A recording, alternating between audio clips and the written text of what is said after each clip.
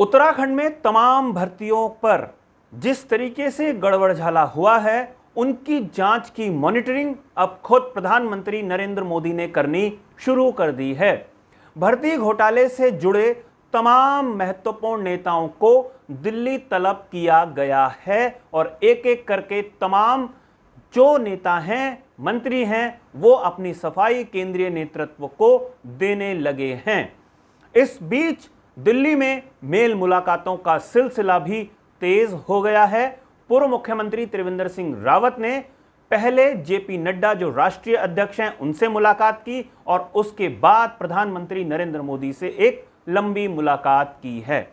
क्या है इन मुलाकातों के मायने और किस तरीके से प्रधानमंत्री करेंगे उत्तराखंड के गड़बड़ घोटाले की मॉनिटरिंग, पूरा प्रकरण मैं विस्तार से बताऊंगा। लेकिन आगे बढ़ूं उससे पहले आप तमाम सम्मानित दर्शकों से मेरा आग्रह है, अगर आपने अभी तक हमारे इस चैनल को सब्सक्राइब नहीं किया है तो इस चैनल को सब्सक्राइब आप जरूर कर लीजिए। नमस्कार, मैं हूं मनमोहन भट्ट। देहरादून, जहां से अब 3-4 घंटे के भीतर ही दिल्ली पहुंचा जा सकता है। दिल्ली तलब किए जाने पर कोई भी नेता गाड़ी उठाकर सीधा अपने वरिष्ठों से मिलने पहुंच जाता है। कई नेता दिल्ली के दौरे पर लगातार बने हुए हैं। दिल्ली के संदेशवाहक भी देहरादून में अपनी उपस्थिति दर्ज करा रहे हैं। मामला बिल्कुल स्पष्ट है। भ्रष्टाचार के मामले पर निशाने पर आए कई पूर्व मंत्री, पूर्व पदाधिकारी और वर्तमान में कैबिनेट मंत्रियों की इस समय धड़कनें बढ़ी हुई हैं। इसका कारण यह है कि खुद प्रधानमंत्री नरेंद्र मोदी ने तमाम गड़बड़ियों की जानकारी उत्तराखंड के अनेक नेताओं से इकट्ठी करनी शुरू कर दी है। त्रिवेंद्र सिंह रावत की लगातार दिल्ली में बैठकें होती रही। पहले राष्ट्रीय अध्यक्ष जेपी नड्डा से उनकी मुलाकात हुई, उसके बाद 45 मिनट की मुलाकात प्रधानमंत्री नरेंद्र मोदी से हुई है। हालांकि त्रिवेंद्र सिंह रावत ने मीडिया कर्मियों को जो बयान दिया उसमें उन्होंने कहा उत्तराखंड में पर्यावरण संरक्षण को लेकर प्रधानमंत्री नरेंद्र मोदी से लंबी चर्चा हुई है। लेकिन प्रधानमंत्री के पास क्या 45 मिनट का समय सिर्फ इस बात पर खर्च करने के लिए है कि उत्तराखंड के पर्यावरण संरक्षण पर वो चर्चा करें त्रिवेंद्र सिंह रावत से? 45 मिनट चर्चा तो पूरे विश्व भर के नेता पर्यावरण संरक्षण के लिए एक साथ मिलकर करते हैं। तो उत्तराखंड में ऐसा पर्यावरण संरक्षण की दिशा में क्या होने जा रहा था जिसके लिए 45 मिनट प्रधानमंत्री ने त्रिवेंद्र सिंह रावत को दिए? अंदरूनी सूत्रों के मुताबिक त्रिवेंद्र सिंह रावत को दिल्ली में जो समय दिया गया था उसमें महत्वपूर्ण था भर्ती घोटाले से संबंधित तमाम जानकारियों को समझना। बताया जाता है कि त्रिवेंद्र सिंह रावत ने पहले जेपी नड्डा को सारी जानकारियां विस्तार से दी और जब जेपी नड्डा साहब संतुष्ट हो गए तो प्रधानमंत्री नरेंद्र मोदी ने त्रिवेंद्र सिंह रावत को मिलने के लिए बुलाया और सारे प्रकरणों पर विस्तार से जानकारी ली। प्रधानमंत्री इस बात से बेहद नाराज थे कि जिस भाई भतीजावाद पर लगातार वो कुठाराघात करते हैं, उसी भाई भतीजावाद को उत्तराखंड में कई कैबिनेट मंत्रियों ने, कई वरिष्ठ पदाधिकारियों ने बढ़ावा दिया है।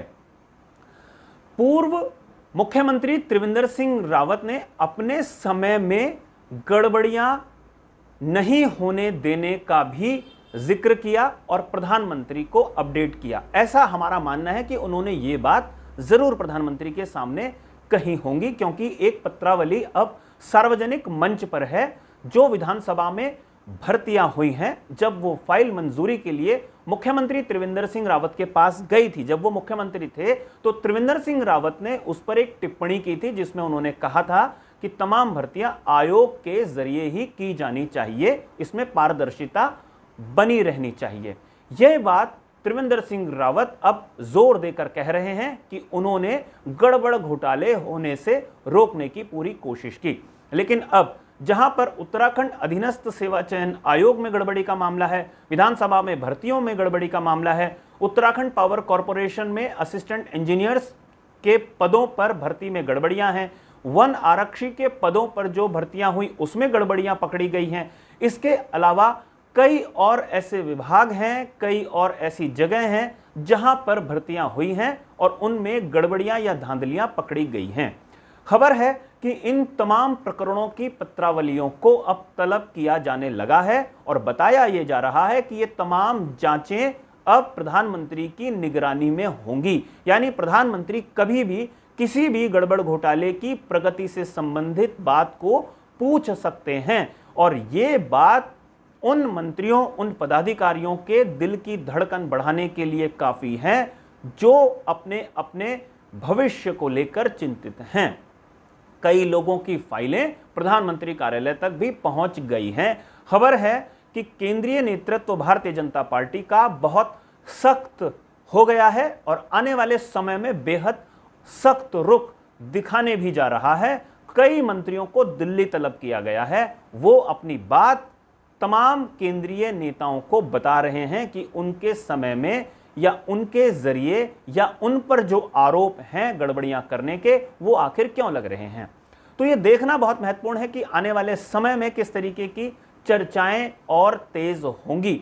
अगर केंद्रीय नेतृत्व ने कोई कड़ा कदम नहीं उठाया तो बीजेपी की जो उत्तराखंड इकाई है वो विपक्ष के निशाने पर होगी और जब उत्तराखंड बीजेपी की इकाई निशाने पर होगी तो माना जा सकता है कि पूरा बीजेपी ही निशाने पर विपक्ष के आ सकती है।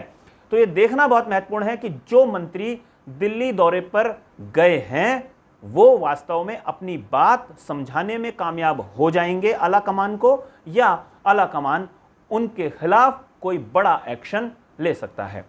साथियों, हमारी आज की इस रिपोर्ट में फिलहाल इतना ही। अगली रिपोर्ट में फिर मुलाकात होगी, लेकिन जाने से पहले वही दो विशेष आग्रह हमेशा की तरह कि अगर आपको ये रिपोर्ट पसंद आई हो तो इसे लाइक जरूर कीजिए, इसे शेयर करके अपने मित्रों तक जरूर पहुंचाइए और इस चैनल को आपने अगर अभी तक सब्सक्राइब नहीं किया है तो इस चैनल को सब्सक्राइब आप जरूर कर लीजिए। अगली रिपोर्ट में फिर मुलाकात होगी, तब तक के लिए इजाजत दीजिए। नमस्कार।